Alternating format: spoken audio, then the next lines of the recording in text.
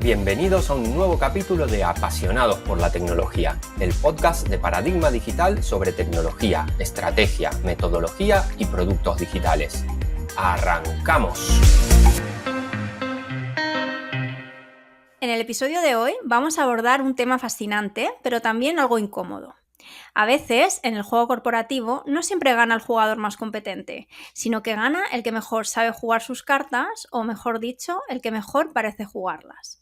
Estamos hablando de la percepción, esa fuerza invisible que puede tanto elevar a un líder a la cima como dejar a un experto en la sombra. Para hablar en profundidad sobre esto, hoy me acompañan Pepe González y Alberto García. Pepe, Alberto, cuando queráis. Muchísimas gracias, Maribel, y bienvenido, Pepe. Otra vez Gracias, haciendo Jardín. un podcast contigo, un placer. De nuevo volver Encantado. a estar aquí. Un placer. Muchas gracias, Maribel. Oye, es un placer arrancar tocando este tema y para empezar directamente me gustaría, propones hablar sobre el arte de la ciencia de la percepción en el liderazgo. Correcto. Y yo ahí me surge una gran pregunta. ¿Cuál es el problema o la desconexión fundamental que observas en las organizaciones que te lleva a centrarte en este tema? ¿Por qué sacas este tema? Ok, bueno, pues como decía antes Bertín, encantadísimo de estar otra vez contigo en otro podcast. La desconexión, como la has mencionado, fundamental, es un punto ciego para muchas organizaciones, y no solo organizaciones, sino para profesionales del cambio. Aquí verás que voy a hacer un poco de autocrítica para nosotros también, para los agentes del cambio. Mira, te voy a dar un titular. Creemos operar en meritocracias y hablamos de organización STIL y hablamos de meritocracia y de muchos conceptos relacionados. Pero la realidad, y por lo que quiero hablar de este tema, es que a menudo operamos no en meritocracia, sino en perceptocracias. En realidad no sé si la palabra existe, pero creo que es descriptiva. El problema es que en la lucha de poder y la influencia, la percepción que se proyecta suele pesar más que la efectividad real. Y además, este problema no es nuevo. Fíjate, esta idea me surgió hablar de este tema o profundizar en este tema viendo un vídeo sobre Maquiavelo y conecté esto con la realidad de las empresas.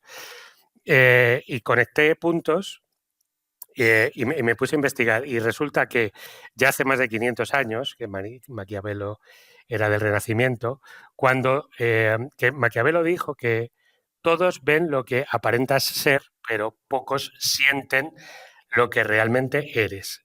Maquiavelo entendía que la mayoría de la gente, el vulgo, entre comillas, se deja impresionar por las apariencias y por el resultado final, pero no por los medios o la competencia real. Esto que ya se dijo hace 500 años, pues es dramático porque esto que acabo de escribir es una dinámica que sigue intacta. Vemos cómo, no todos, pero hay ciertos líderes que ascienden por su carisma, por su aparente seguridad, mientras que hay otros perfiles más competentes, quizá más tímidos, más introvertidos, más prudentes, se quedan atrás, se quedan relegados en un rinconcito, en el ostracismo. Para nosotros, los que nos dedicamos a la transformación, esto es crucial porque mi sensación es que a menudo, como agentes de cambio, pues llegamos con fórmulas o con modelos de liderazgo virtuoso o con patrones de colaboración, asumiendo que todos quieren hacer o que todos quieren lo mejor para la empresa. Pero creo que aquí pencamos muchos, ignoramos que el sistema de poder existente pues tiene incentivos que son totalmente opuestos, donde la apariencia es la moneda de cambio. Así que creo que la primera tarea es reconocer que esta desconexión existe y que es poderosa. Te estoy escuchando, Pepe, y la verdad que estos problemas que estás describiendo son los desafíos modernos, pero tú sugieres que sus raíces son mucho más profundas. Ajá, si pudieras contarnos un poco, tú que lo has estado analizando, ¿qué nos enseña la historia o la psicología sobre por qué tendemos a valorar más la apariencia de seguridad que la competencia real? ¿Por qué pasa eso? Exacto. Muy bien, Merdín. Pues mira, como tú dices, las raíces son profundas y están en nuestra biología y en nuestra psicología.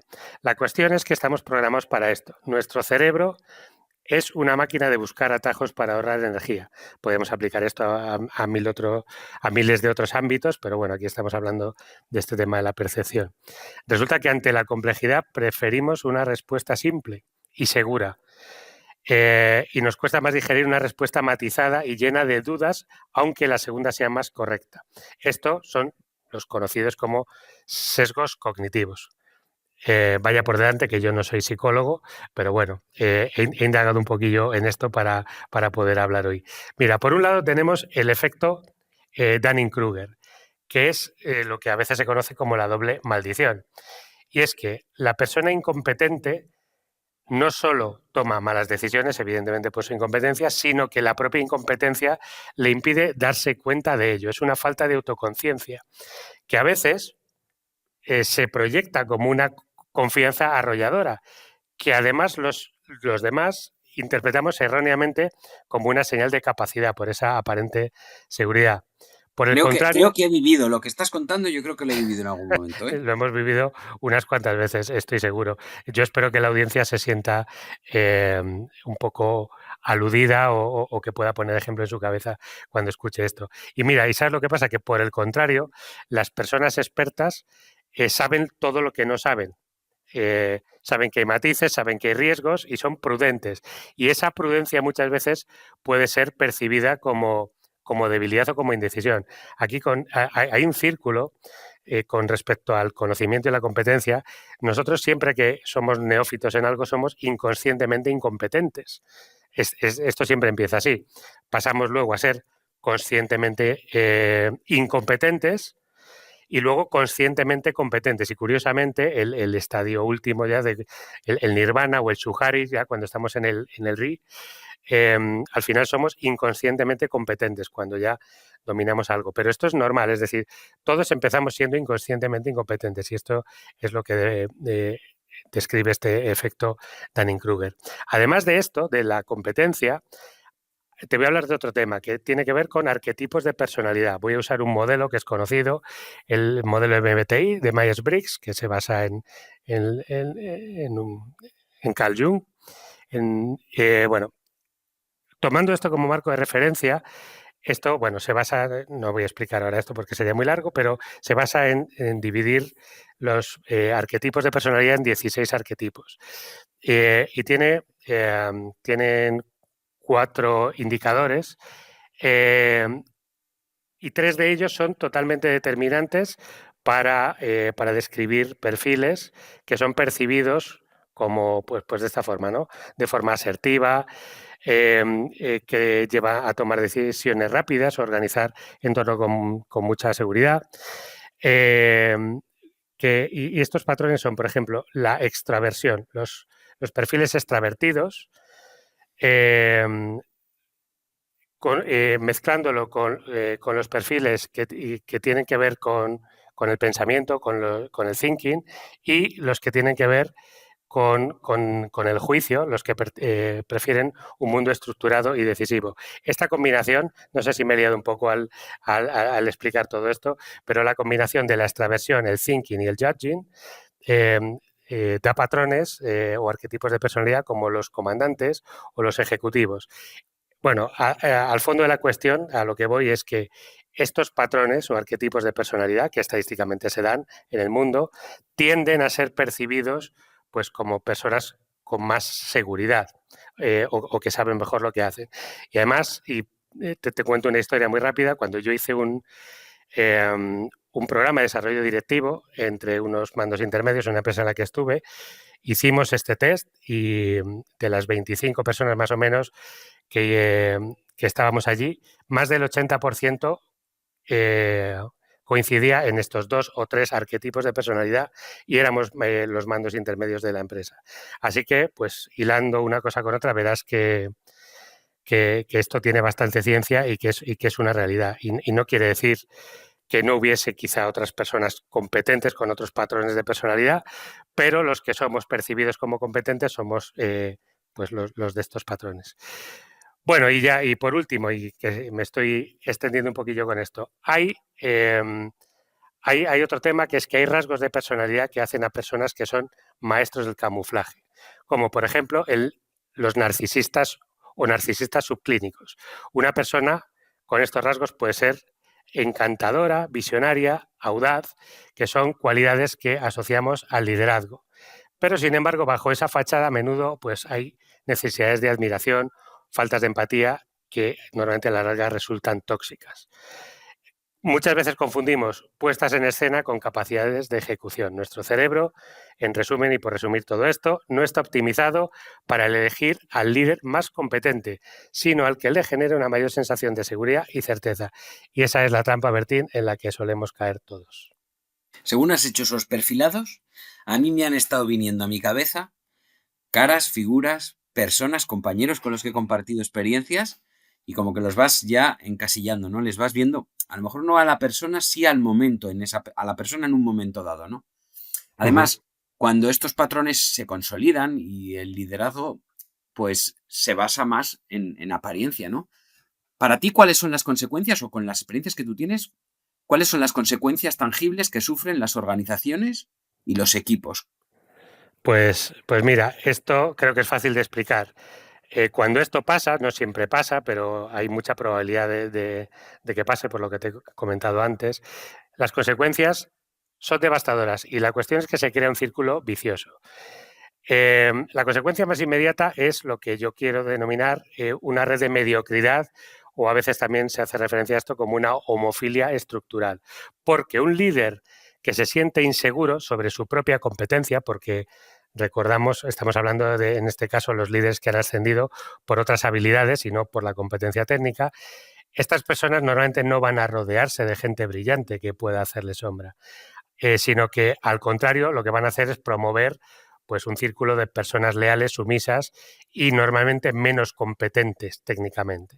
Y estos a su vez harán lo mismo en sus equipos y así es como se teje esta red que, bueno, pues que asfixia o que ahoga al talento en toda una organización.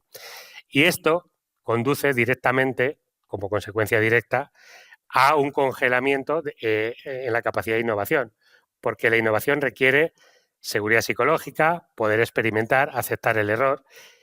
Y Bertín, mira, cuando hay una cultura donde se castiga el disenso, donde se castiga disentir, y cuando el hecho de hacer una pregunta difícil se percibe como un desafío a la autoridad, pues nadie se va a atrever a proponer algo nuevo. Así que se genera una cultura del sí señor, donde la gente se dedica a gestionar la percepción de su jefe en vez de dedicarse a resolver los problemas reales de los clientes. Y como última consecuencia, y también ligado con todo esto, pues al final, como en estos escenarios el talento no es premiado, pues el talento se fuga y las empresas se estancan. Los empleados competentes que tienen principios éticos se frustran y se van. Y entonces, ¿quién se queda? Pues los que están dispuestos a jugar al juego político. Así que la organización pierde su capacidad de adaptación, pierde sus mejores mentes,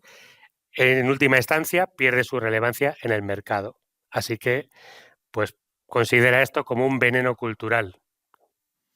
Casi te estoy escuchando, Pepe, y es como que me estás contando tus experiencias como consultor, ¿no? Las experiencias que has Sí, ido viviendo y que has sí. ido viendo a muchos agentes del cambio, intentando aplicar pues esas recetas, esas soluciones que hay generalistas o genéricas que funcionan, ¿no?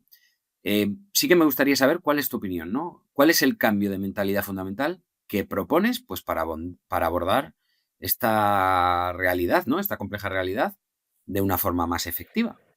Pues te agradezco la pregunta porque te voy a hacer aquí pues una pequeña analogía. El cambio de mentalidad que yo creo que hay que hacer es pasar de ser sacerdotes. A veces, pues parece que, y esto lo hemos vivido a lo largo de muchos años, los agilistas hemos sido catalogados como los predicadores, los evangelistas de la agilidad, y abogamos por la transparencia, el liderazgo servil. Y hemos hablado de esto muchas veces y hemos asumido quizá que Eso que a nosotros, evidentemente, los que hablamos de esto es porque encaja con nuestra forma de ser, nuestros principios, pareciera que estos son verdades universales que todo el mundo va a aceptar por su bondad inherente. Pero realmente esto, en muchas ocasiones, evidentemente, si no estaríamos hablando de esto, la realidad no es tan sencilla como hablar de unos principios universales que son verdad. Esto es más complejo, ¿vale? Porque no estamos entendiendo la biología de nuestro paciente, que es las empresas a las que queremos transformar. No entendemos o no abordamos las dinámicas de poder que lo enferman. Así que estoy hablando de biología, de enfermedad, así que lo que te propongo es pasar de ser sacerdotes a ser médicos. Tenemos que diagnosticar, tenemos que entender que se debe ser un estratega y que antes de proponer cualquier tratamiento, con respecto a cambios culturales, framework, metodologías, como lo quieras llamar, hay que realizar un análisis profundo, no solamente de los procesos de la empresa, que esto ya lo hacemos, sino del poder. ¿Quién tiene el poder aquí? ¿Cómo lo obtuvo? ¿Cuáles son sus incentivos reales? No lo que está escrito en la pared, sino de verdad. ¿Quién se beneficia del statu quo, de permanecer como estamos, y quién se sentiría amenazado por un cambio real hacia la transparencia?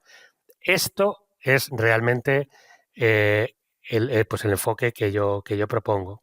Y aquí, de nuevo, y retomando el tema que me llevó aquí, de Maquiavelo, leyendo a Maquiavelo o haciendo un resumen de lo que Maquiavelo propone, podemos tener una guía de campo para entender a los, entre comillas, tiranos que ya existen en el sistema, para que podamos pasar de un optimismo ingenuo de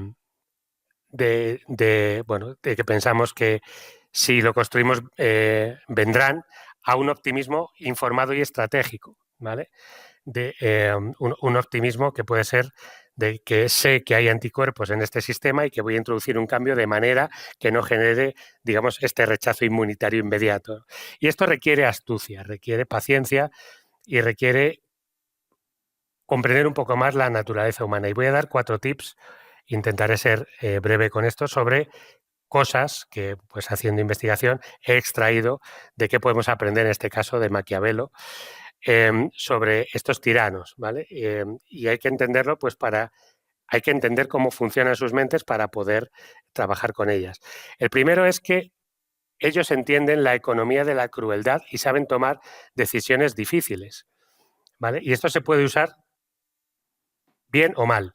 Mal usado, pues es esta crueldad que se aplica en pequeñas dosis y de forma continuada, como por ejemplo, pues de hacer despidos por goteo, cambios de rumbo, no decidir cosas. Esto crea estados de ansiedad y de un resentimiento perpetuo. La gente nunca se siente segura. Y en este caso el líder es visto como líder y caprichoso, pero bien usada, esta economía de la crueldad bien usada son acciones difíciles y necesarias que se ejecutan de una sola vez y al principio para estabilizar la situación cuando es necesario. Por ejemplo, hacer ajustes de plantilla bien comunicados o cancelaciones de proyectos claras y firmes. Son como un poco golpes de autoridad únicos que permiten al resto de la organización pasar página. Entonces, entendiendo todo esto, ¿cuál es el aprendizaje aquí? Sería no posponer decisiones dolorosas.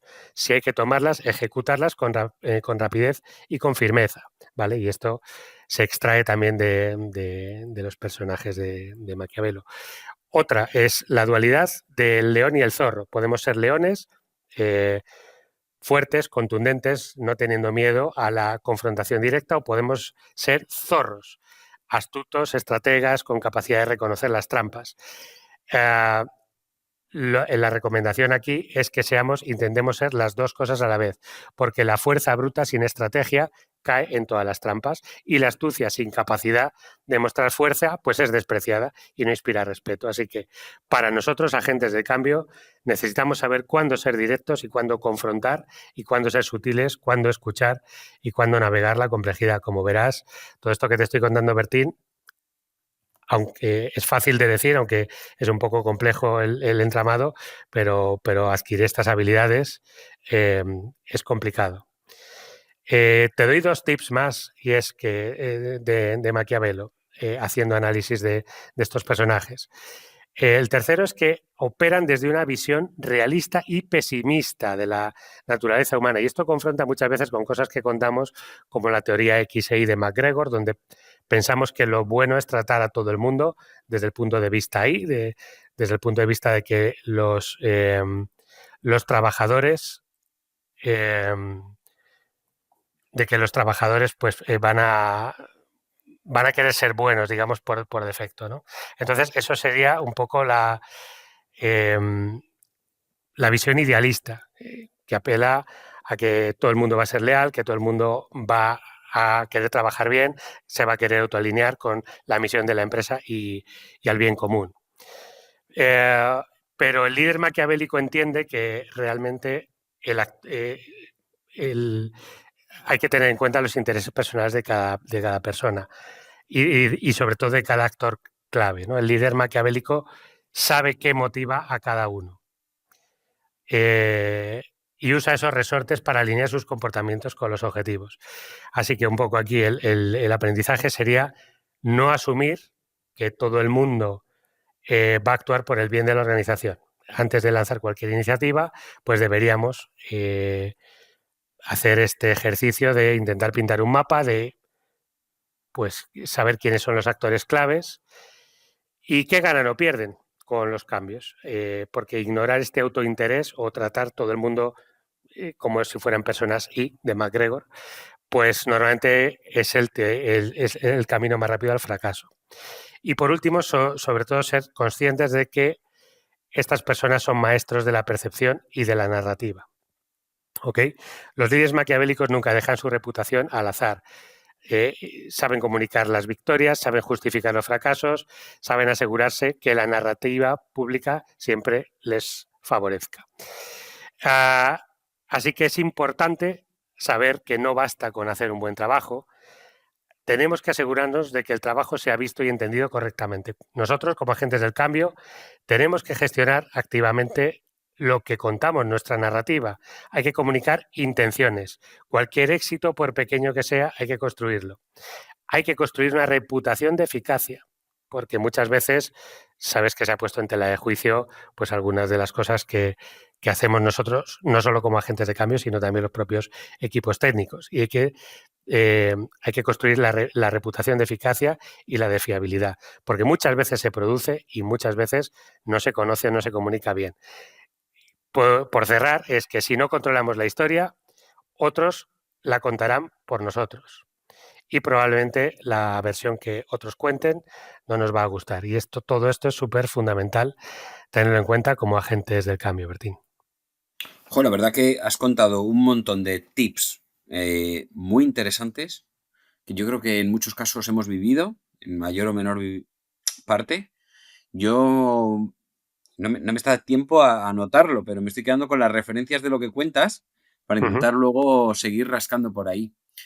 Después de todo este ejercicio que has hecho, que me ha encantado, que al final es ese diagnóstico de Maquiavelo, que me parece que lo has asociado muy bien, ¿tú qué propones? ¿Qué tipo de estrategias o soluciones se pueden aplicar que sean realmente efectivas? O sea, que tú las hayas probado y que te hayan salido adelante, ¿vale? En esos entornos complejos. Ok, pues mira, ya lo he avanzado un poco. Las estrategias, o sea, tenemos que alejarnos nosotros como agentes del cambio de las buenas prácticas genéricas y convertirse en intervenciones quirúrgicas para alterar estas dinámicas de poder.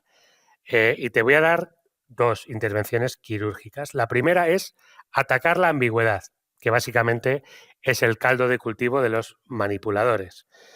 Si el diagnóstico nos dice que el poder se basa en la narrativa y no en los hechos, pues la estrategia es imponer una transparencia súper radical con métricas claras, pues precisamente para habilitar los hechos. Esto no solamente es para medir el progreso, sino que esto tiene que ser usado como un movimiento político, porque al hacer los resultados y el rendimiento visibles para todo el mundo, le estás quitando el poder al que triunfa contando otras historias y se lo das al que genera valor real. ¿vale? Porque así cambiamos las reglas del juego para que la competencia real o las personas que de verdad son realmente competentes y que obtienen resultados, pues ganen a los que con otros discursos pretenden hacer otra cosa, básicamente a los que dominan esto que estamos hablando en todo el podcast, que es la percepción de los demás. Y el segundo tip que te voy a dar como intervención quirúrgica es romper esas cámaras de eco de poder. Porque, como ya hemos dicho antes, los líderes maquiavélicos, estos se rodean de los yes men, de los que siempre dicen que sí. Podría decirte otra frase más o otro apelativo más despectivo, pero no procede en este podcast. Entonces, sería un poco hacer contraestrategia aplicando lo que he mencionado antes de a la astucia del zorro, institucionalizar y proteger el disenso. No de forma informal, sino con mecanismos formales. Podemos hacer esto.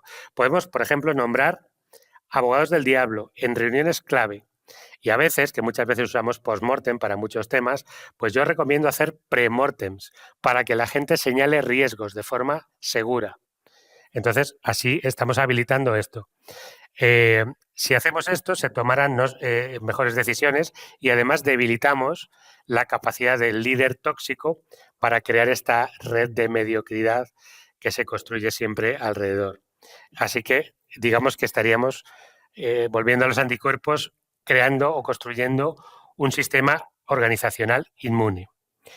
Y bueno, si te das cuenta, todo esto que te estoy contando no son ideas de management, sino son tácticas de poder, lo mismo que te he contado antes, pero usadas para el bien.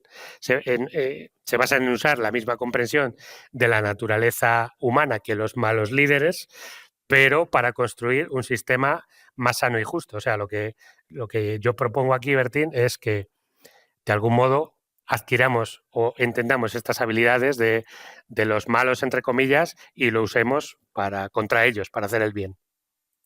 Sí, me parecen dos buenos tips, los que has dejado, como dos buenos ejemplos de cómo trabajar, de cómo trabajar esta realidad, ¿no? Al final es un enfoque estratégico, pero ¿cuál sería para ti entonces un mensaje final, ¿vale? Una llamada a la acción de nuestra audiencia. ¿Qué deberían hacer? ¿Qué deberían tener en cuenta y cómo gestionarlo? ¿Qué Pues yo tip diría, final darías como sí, cierre? pues resumiendo lo que acabo de decir antes, yo diría que seas más astuto que el zorro, pero para fines más nobles que los del león egoísta, ¿no? Sería un poco este tip. Sería una llamada a la integridad estratégica, ¿vale? Sería esto. Hay que aceptar el tablero tal como es, que muchas veces, y yo me pongo en primer lugar aquí, muchas veces, y me arrepiento, pero bueno, para esto vamos cumpliendo años, para aprender cosas. Yo me he quejado muchas veces de la gente que hace política, me he quejado del politiqueo de las empresas, he intentado ignorarlo, despreciarlo, pero no, o sea, yo en ese caso no estaba aceptando el tablero como es, estaba ignorando que esto es una realidad humana. Afortunadamente creo que como los Pokémon he evolucionado en esto y creo que ahora puedo usar mi inteligencia para entender el juego y para hacer un diagnóstico estratégico como el que hemos hablado, ¿no? O al menos, no digo que sea aquí el máster en esto, pero desde luego que he evolucionado. Y eso sería la astucia del zorro. Y esto es un poco el camino que yo recomiendo a todo el mundo. Porque una vez que, y esto es importante, no caer en esto segundo que te voy a decir, una vez que entiendas el juego, lo segundo súper importante es no traicionar los principios para ganarlo. Es decir, cuando usemos esto del león y el zorro, no para nuestro propio ego, no para tener más ego que los líderes a los que intentamos cambiar, ¿no? O la percepción que intentamos cambiar de ellos, sino para defender la competencia real, para proteger a los equipos de los líderes tóxicos y para abrir espacios de sinceridad. Así que cada vez que elegimos la transparencia sobre la opacidad o cada vez que damos crédito a quien lo merece en lugar de quedárnoslo nosotros, creo que estamos haciendo esto que yo podría llamar un acto de integridad estratégica. Y bueno, pues yo creo que la última frase que te puedo dar, Bertín, es que no elijamos entre ser buenos o ser efectivos. yo creo que el verdadero reto es ser efectivo para el bien. Usar la astucia para sobrevivir, para crear espacios y usar la integridad para construir algo que realmente valga la pena en ese espacio. Eso es a lo que yo aspiro, en convertirme y en convertir a todo el que quiera. Y porque yo creo que ese es el liderazgo que transforma de verdad, Bertín. Genial. Fíjate que yo, si puedo construir desde tu cierre, y ya con esto yo creo que vamos a cerrar este capítulo de hoy, que me ha parecido muy, muy interesante, porque al final yo creo que tienes unas experiencias detrás que te han ayudado a generar toda esta historia que nos has traído. Yo creo que se basa mucho luego todo esto en unas cosas que se llama cultura y en unos principios y unos valores. Y depende mucho esa cultura, esos principios y esos valores, lo que puede hacer que tú te puedas llegar incluso a evaluar cómo comportar y cómo liderar, ¿no? Con lo cual, yo me voy a las bases y me quedo con las bases de si quieres ser más zorro o en tu caso más león. Creo que se puede ser un poco de todo, pero lo importante es con qué cultura lo eres y con qué principios y con qué valores actúas. Pero me ha Totalmente de encantado. acuerdo. Muchísimas gracias, Pepe, por esta conversación y encantado a tener otro futuro podcast contigo. Ya estoy pensando a ver de qué podemos hablar. Estaré encantadísimo. En cuanto quieras, hablamos del siguiente. Un abrazo, Bertín. Un abrazo, un saludo y un saludo a todos nuestros oyentes. Hasta luego. Chao. Cuando crees que un reto es grande, hay aún uno mayor esperándote. Gracias por escuchar el podcast Apasionados por la Tecnología. Puedes seguirnos en Twitter en @paradigmate y suscribirte a nuestra newsletter en paradigmadigital.com.